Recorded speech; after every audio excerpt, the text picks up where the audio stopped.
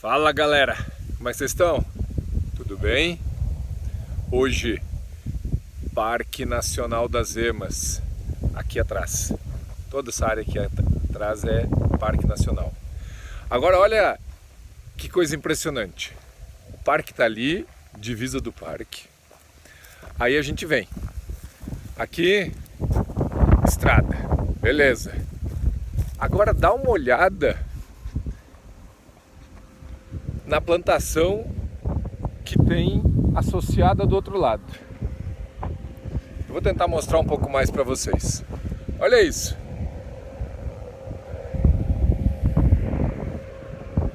Impressionante, né? Pois é. Já passei por vários animais atropelados. Ali atrás tinha uma anta. E esse é um grande problema. Velocidade.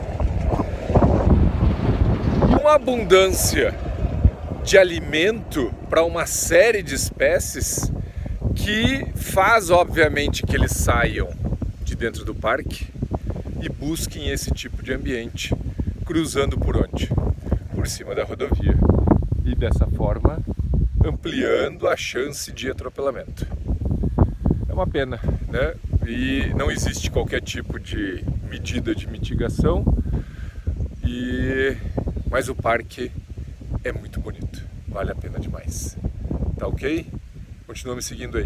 Um grande abraço. Tchau.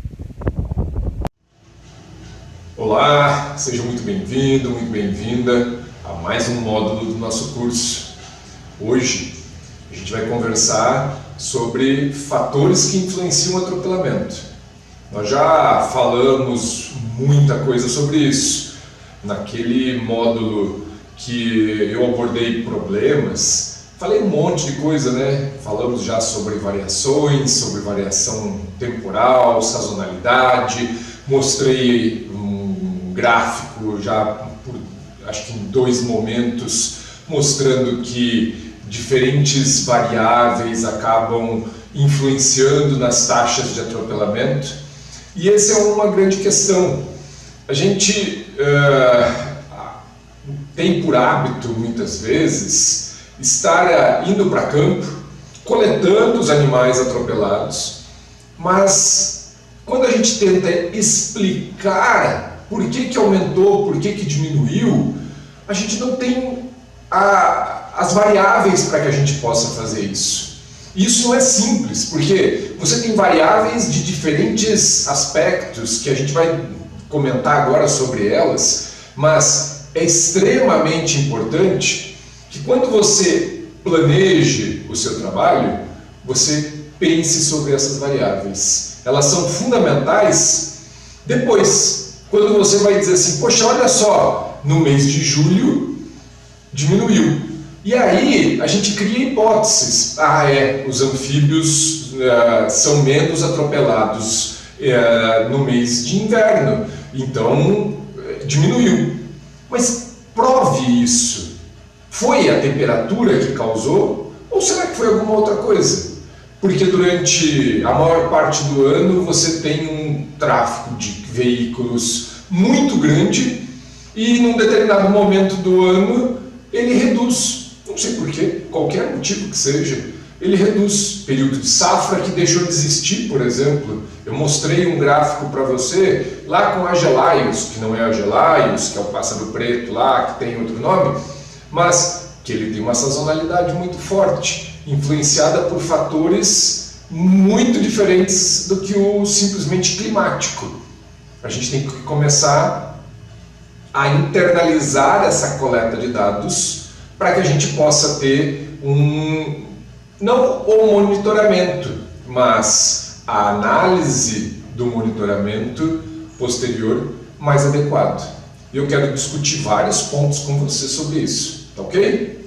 Vamos lá. Bom, o primeiro, e que a gente sabe que esse ponto vai estar altamente linkado com o último que eu vou falar com você, que é o bioecológico. Então, mas espécies são influenciadas pelo clima. A gente tem que saber qual a temperatura, qual a precipitação, qual a umidade, a gente precisa trabalhar com condições. Aquilo que a gente viu lá na teoria ecológica lembra? Condições que determinam nicho, que determinam... É isso que a gente precisa pensar. E os fatores climáticos estão dentro disso. Não tem como fugir. Eu poderia falar para você sobre uma lista de potenciais variáveis que a gente poderia estar trabalhando. Mas assim, o básico é essas que estão aqui: temperatura, umidade, precipitação. E a gente tem que ver como é que a gente coleta. É extremamente importante que a gente entenda que muitas vezes existe um intervalo entre a temperatura e o acontecimento. É o que no inglês se chama de time lag. Então assim, é o intervalo entre acontecer o fato e ele ter uma resposta. E isso é muito complicado. Por isso que quando eu vejo os artigos dizendo análise da sazonalidade ou análise temporal que a gente busque efetivamente explicar os fatores, requer um rol de dados muito grande para que você possa chegar a uma conclusão. Porque hoje em dia a gente tem variações muito abruptas, né? O nosso clima está muito louco e a gente não consegue controlar. Então você tem que ter muita amostragem para filtrar o que é o padrão e quais são os momentos em que ele está fora do padrão e jogar isso fora. De uma forma geral, nós já conversamos, né? De uma forma geral, veja só, lá naquele gráfico, eu vou colocar ele de novo aqui para que a gente possa ver. Dá uma olhada nesse gráfico. Ele tem 3 espécies que respondem de uma maneira muito diferente às variações climáticas. Eu já contei para vocês, o ratão do banhado, ele no período de inverno, por quê? Porque tem precipitação, a água sobe e ele é muito atropelado. Ele sai da toca e vem para cima da rodovia e ele é muito atropelado. Em compensação, a Helicops, a cobrinha d'água, um réptil, diminui a taxa de atropelamento durante o inverno, já é o esperado. O mamífero, que é o de Delphis, tem oscilação? Tem, mas você pode ver nitidamente que ele tem um padrão muito mais homogêneo de taxa de atropelamento do que as outras 2 espécies. Isso tem que ser levado em conta. A gente tem que entender e veja, um deles é causado mais pela temperatura, o outro é causado mais pela precipitação e assim vai. Tente internalizar. Mais para frente, em módulos futuros, eu vou mostrar para você alguns dos equipamentos que eu utilizo para fazer coletas e melhorar as nossas variáveis. Você vai entender muito bem como é que isso funciona, tá certo? Outro que não pode fugir, e hoje em dia se tornou muito mais simples, ou pelo menos teoricamente, de se fazer algumas dessas análises, é paisagem.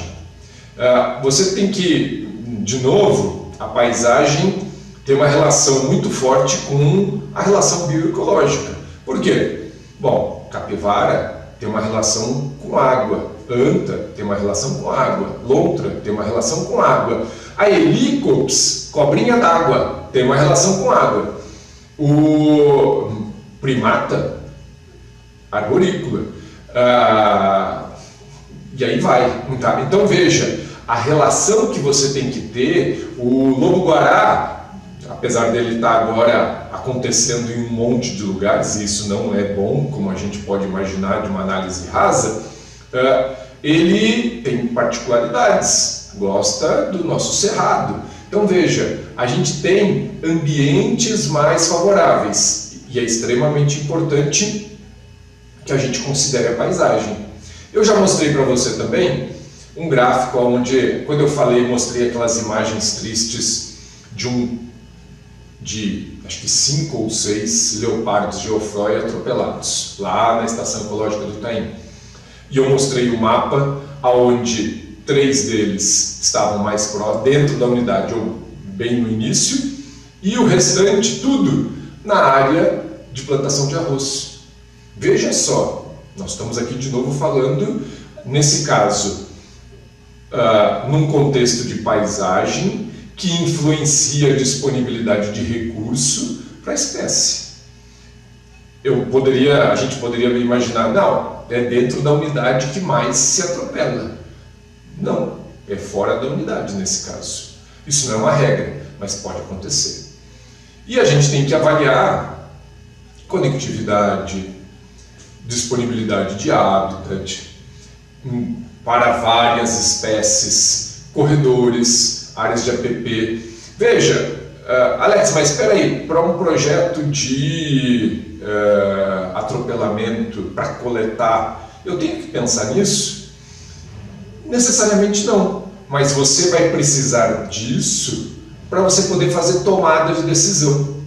Eu já cansei de ver alguns relatórios de licenciamento ambiental onde as empresas sugerem a implantação de medida de mitigação simplesmente olhando a área de APP. É o suficiente? Óbvio que não. A gente precisa de muito mais informação. Quando você não tem informação e você consegue entender as necessidades ecológicas, biológicas da espécie em questão, você pode até fazer alguma tomada de decisão em cima disso. Com certeza, existem várias técnicas para se fazer isso. Modelagem de área de distribuição potencial é uma que tem sido amplamente utilizada nos últimos tempos. Mas você tem que conhecer um pouco do que a tua espécie gosta para poder fazer um bom trabalho. Tá? E uma coisa que eu também vou aprofundar um pouco mais depois é a questão de micro e macro paisagem. Lembra que eu comentei em algum momento já, em algum módulo, da questão de entender como é que estava a paisagem de entorno no momento em que você encontrou o atropelamento?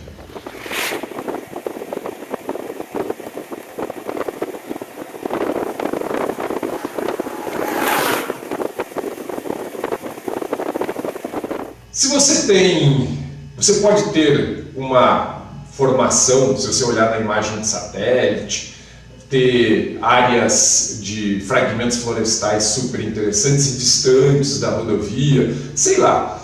Agora, pode ser que no dia, ou no dia anterior, ou na semana, teve um incêndio. Botaram fogo no canavial, pegou fogo, como acontece num monte de lugares por aí, e o seu bicho foi atropelado porque ele estava fugindo do fogo, na verdade. Então veja, ter uma análise de micropaisagem instantânea pode ser extremamente importante. Eu orientei um trabalho, na verdade foram 2, que analisou justamente a percepção que a gente tinha do que estava afetando as espécies, utilizando foto do ponto onde os animais foram atropelados e imagem de satélite. Os resultados foram muito legais. Tá? Eu vou comentar sobre isso mais para frente, para vocês poderem entender.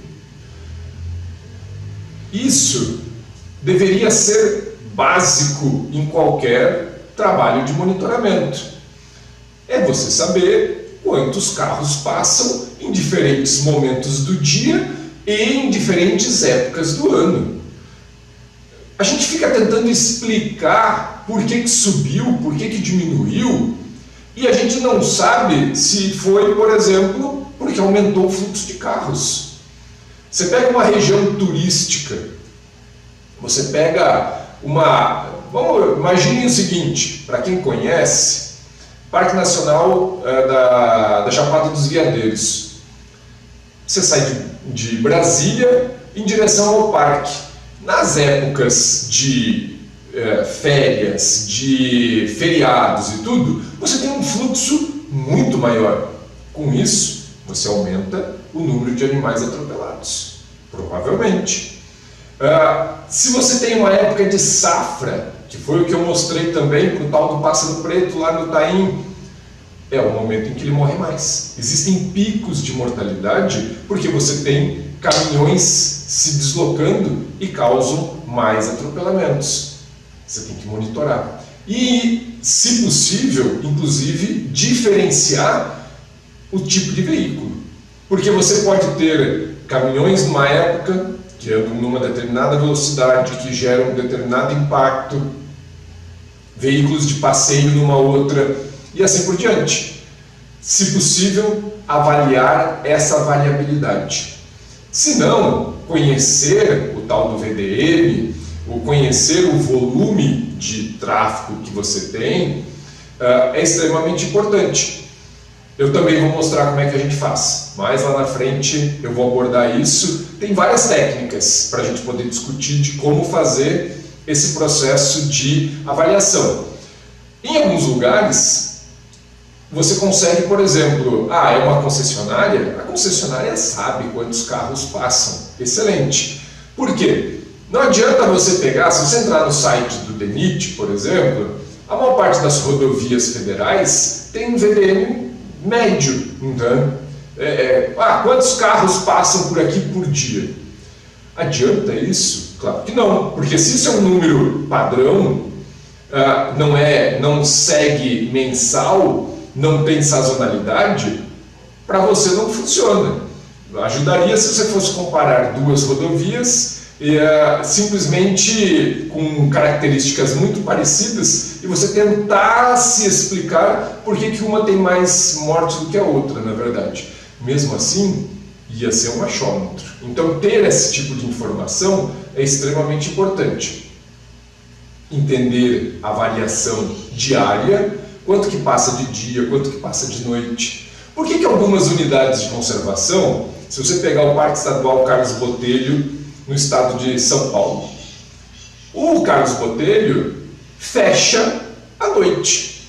Por quê? Porque ele sabe que qualquer tráfego de veículos aumenta drasticamente a chance de atropelamento de animais no período noturno. E porque os animais estão, pelo menos mamíferos, mais móveis, mais se movimentando nesse período, para várias das nossas espécies. E com isso, você aumenta a chance de atropelar. Então fecha.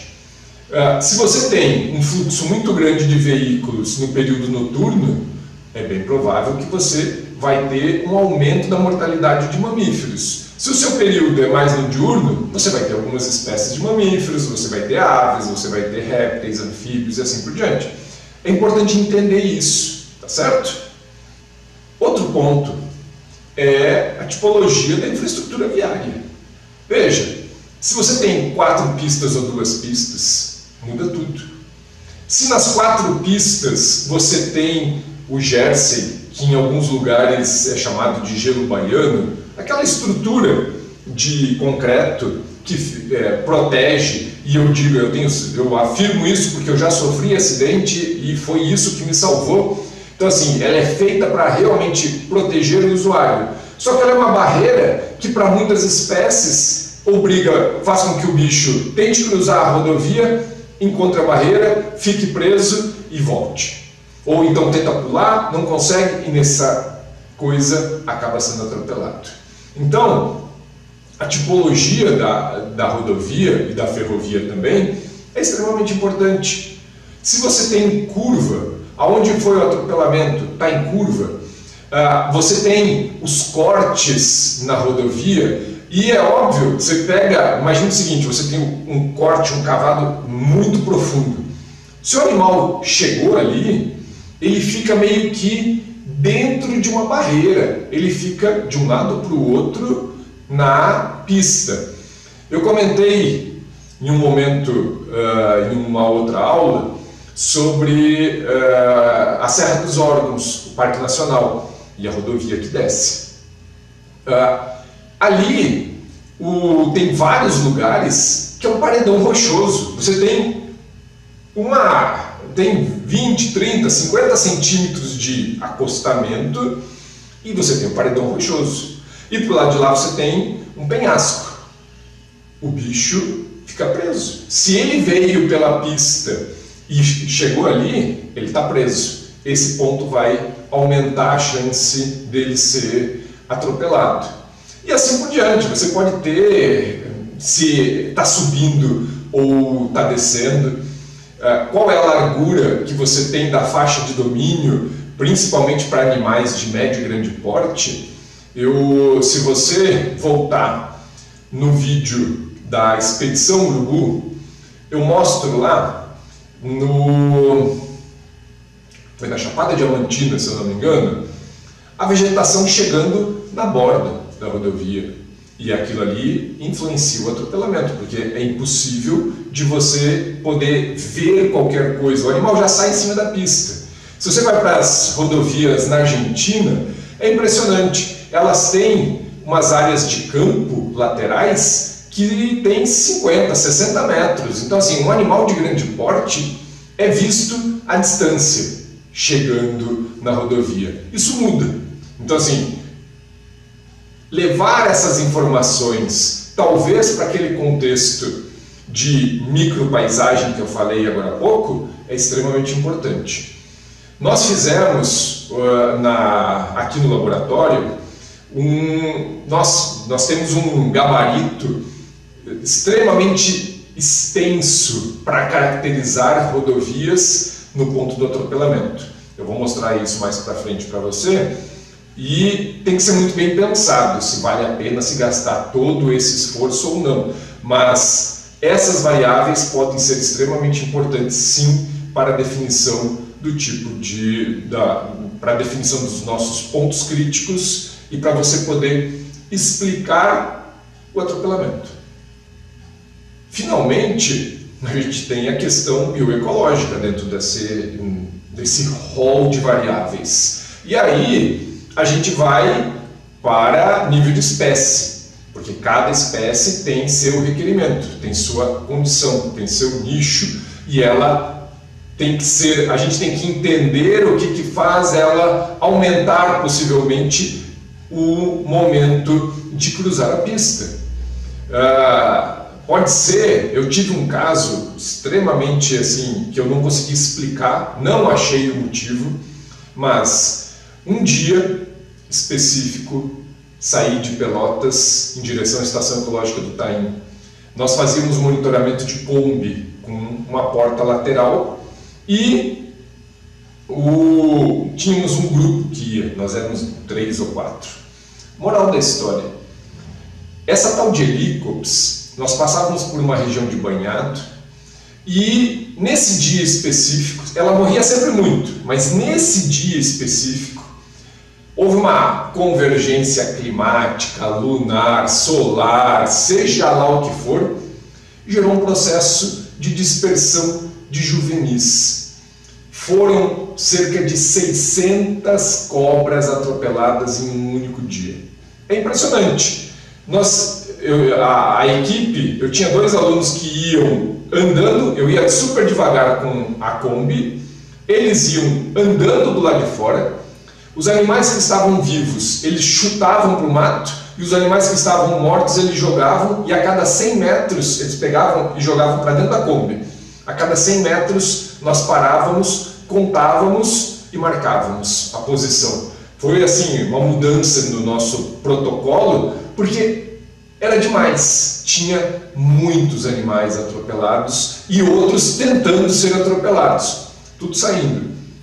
Eu acredito que foi um processo de dispersão que levou esses animais para cima da pista. Tá? Isso tem que ser avaliado, porque se eu pego só esse dia de monitoramento, eu vou dizer que no final de um ano a gente mata milhões de cobras. Assim como aquele vídeo que eu mostrei para você do atropelamento de anfíbios, de 101 anfíbios em 300 metros. É óbvio que isso não acontece todos os dias. Tem alguma explicação que gerou aquilo. Pessoalmente, e eu já vi isso com anfíbios em vários momentos, são dias, e aí nós voltamos lá na questão climática, são dias com chuva, que esses animais vêm para cima da pista, e quando você passa de carro, principalmente à noite, você inclusive tem a impressão, porque eles são tão pequenininhos, que é a própria chuva. Você mata e você não percebe que isso acontece. Tem um outro caso, eu não consegui ver ainda, mas eu me prometo que eu quero ver. Fica na... Puxa vida! É uma unidade de conservação que eu passei, não vou lembrar o nome dela agora, no Nordeste, que existe um período em que aranhas caranguejeiras cruzam a pista. Quem já viu, e dizem que antigamente, 10 anos para trás, era muito pior, era simplesmente impossível de você não atropelar dezenas, centenas de aranhas caranguejeiras que cruzavam por cima da pista. Isso acontece. Então veja, esse é um fator. O outro fator que a gente tem que considerar, vamos pegar agora dentro dessa listagem para a gente sumarizar. Abundância. É óbvio que quanto mais animais você tem no entorno, vivo, maior a chance de você ter altas taxas na estrada. Isso acontece muito, por exemplo, com capivara. Você tem normalmente muitos animais no entorno e, por comportamento, que é o segundo ponto, elas vêm para cima da pista. Seja para se alimentar, seja no final da tarde, estão passeando, vêm para cima da pista e são atropelados.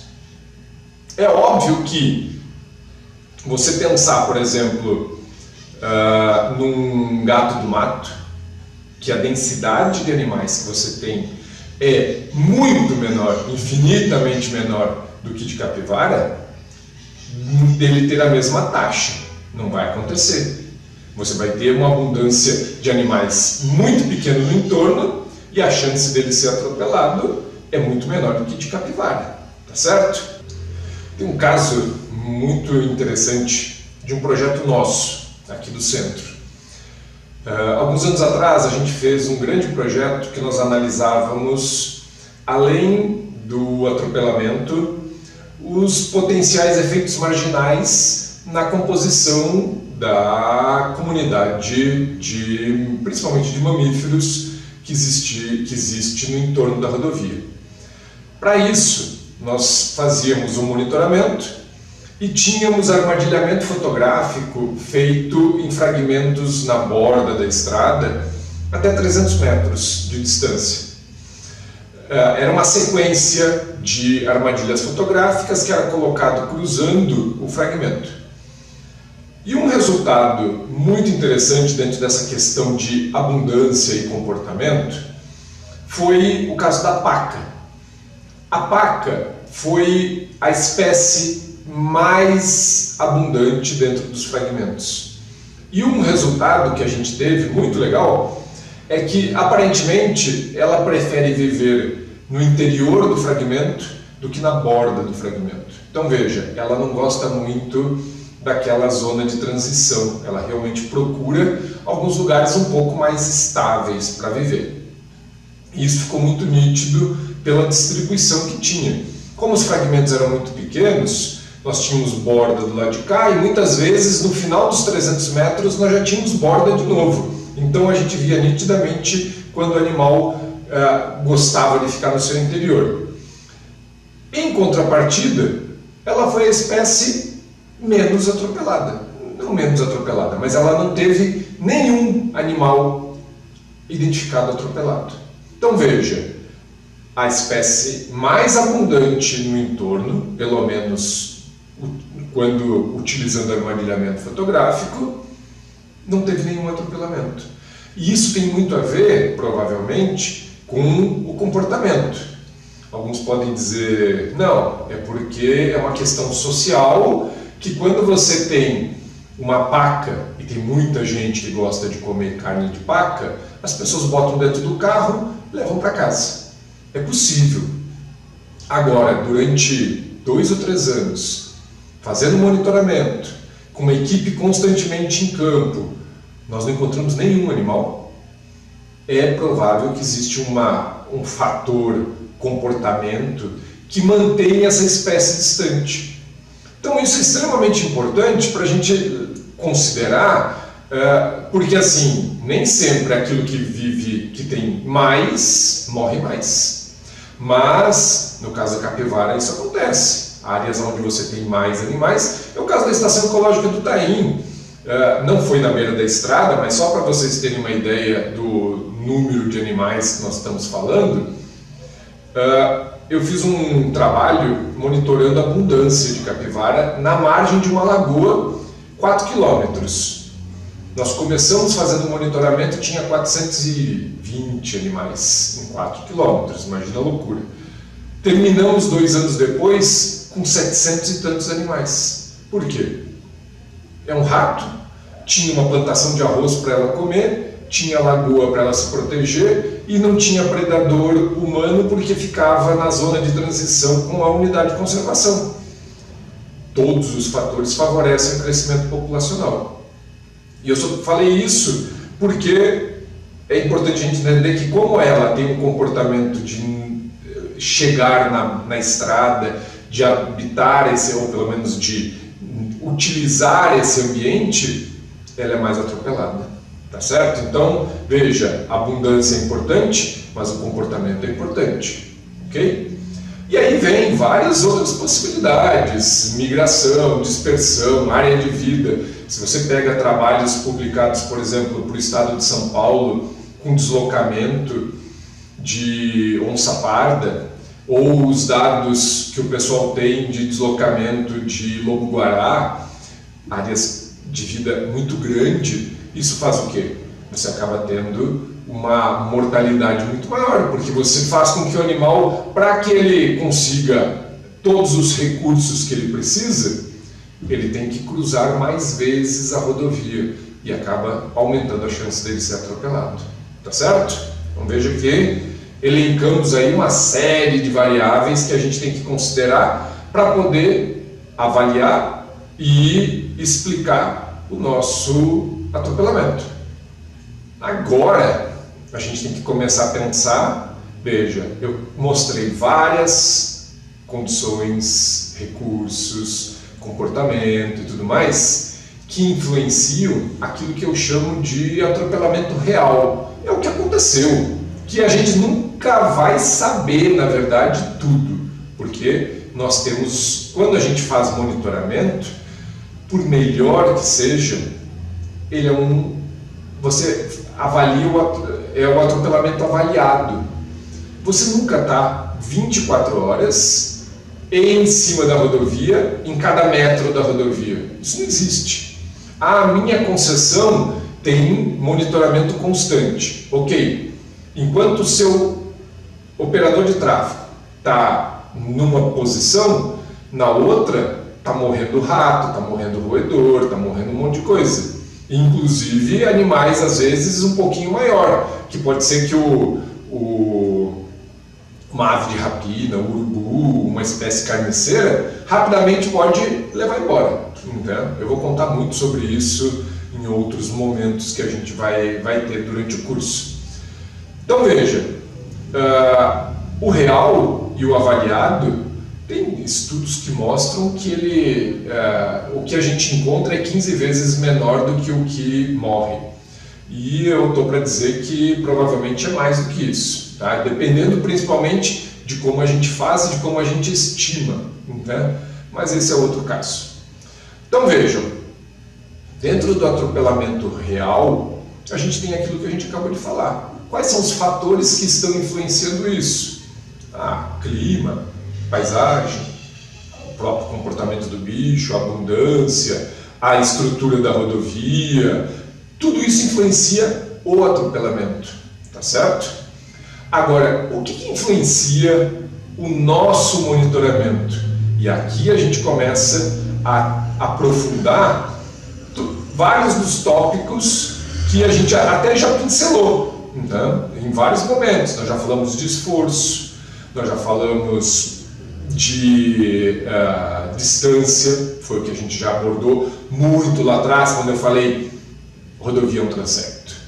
Agora nós vamos aprofundar cada um deles em várias nuances. E o avaliado, o atropelamento avaliado, aquele que a gente realmente quantifica, ele é influenciado pelo nosso esforço, porque se você vai uma vez ou 10 vezes, não que você vai melhorar, você não vai contar tudo, mas o seu aumento de esforço melhora a qualidade da informação que você tem. Então você vai conseguir avaliar melhor.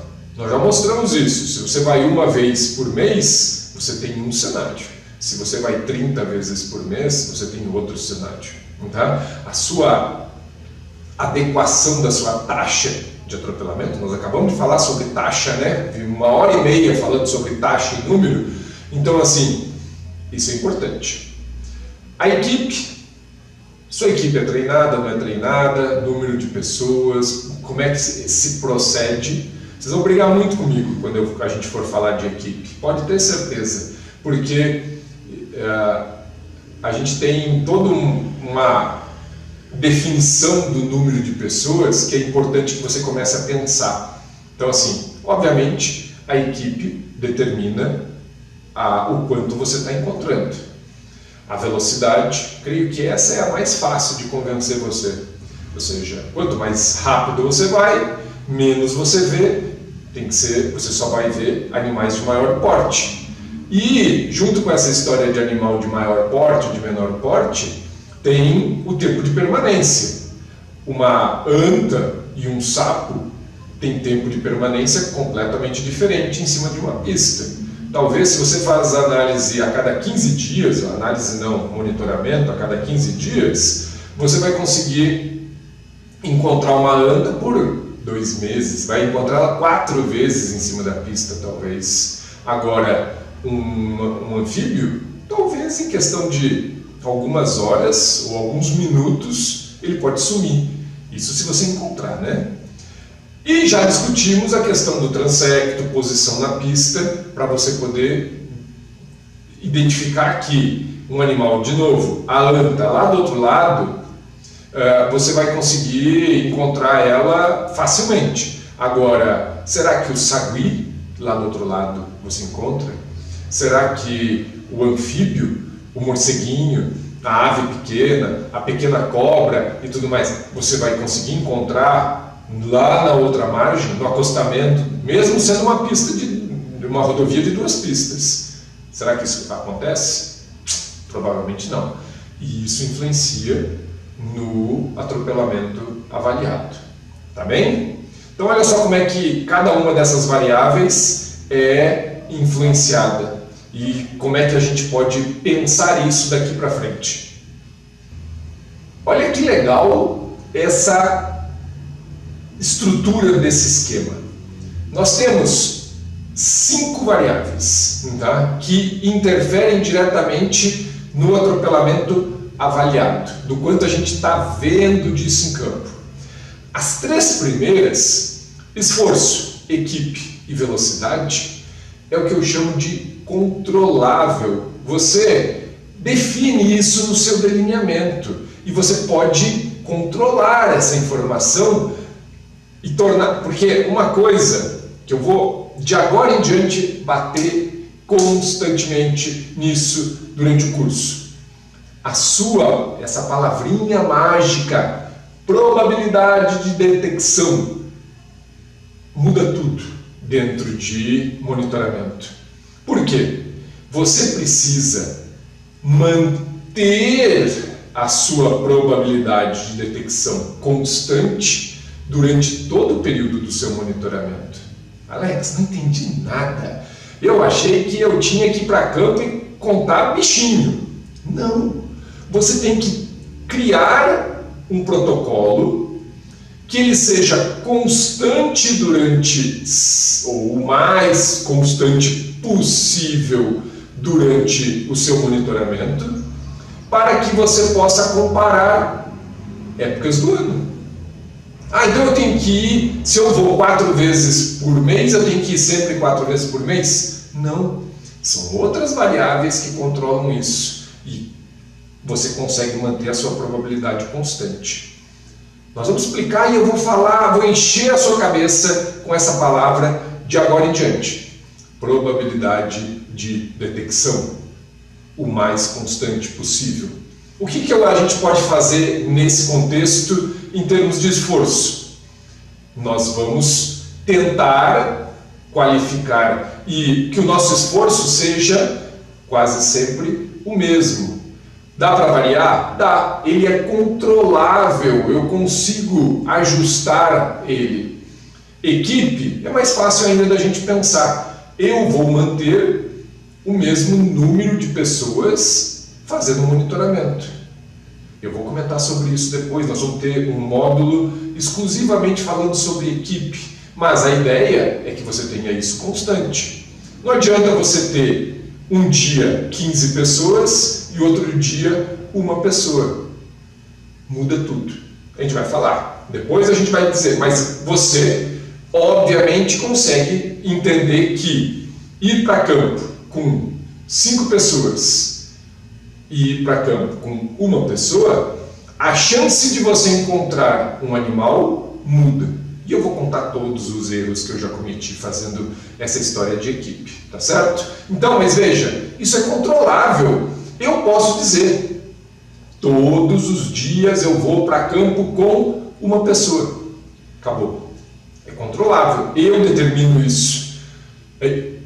Quebrou, mudou. Se isso for anotado, dá para a gente potencialmente ajustar esse negócio. Mas é importante, a gente controla. Então, a mesma coisa a velocidade. É óbvio que ninguém, se você pegar o quanto oscila, ninguém consegue manter a velocidade constante 30, 40, 50, 100 km o tempo todo. Mas, se você tem um padrão, você pode dizer, toda oportunidade que eu tiver, eu vou estar no entorno desse padrão. Você controla isso. O que não pode, e de novo, eu vou falar sobre isso enormemente durante o curso inteiro, e vai ter um módulo específico falando disso, de velocidade.